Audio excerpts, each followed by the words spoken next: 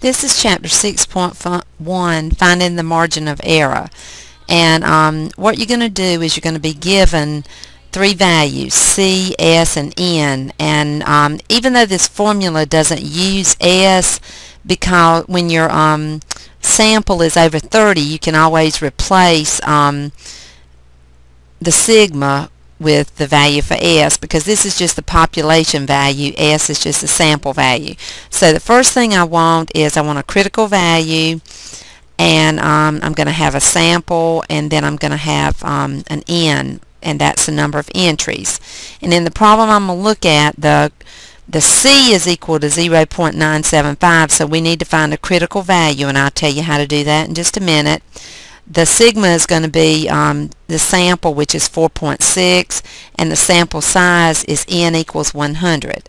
So the first thing I'm going to need to do is, the table in the back of the book shows only part of the curve that's in the normal part. So if the value I'm looking at, C, is 0.75, I need to subtract that from one whole, and I'll get 0.025, and then because that's just the part that's under the curve, I need the two tails. So if I divide that number by 2, that tells me that each tail is 0.0125.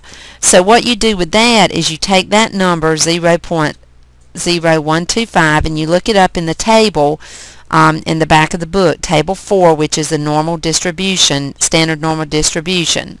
And I try and find the closest number to this, and I think this one was actually in the back of the book.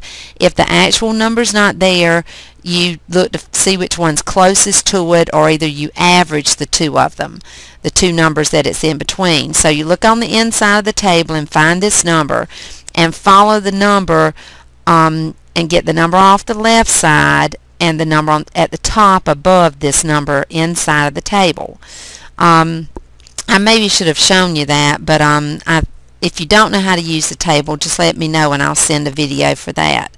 But anyway, what you find out is to the left of that number you'll get 2.2, and above that number it says 0.04, and if I add the two of those together I'm going to get 2.24.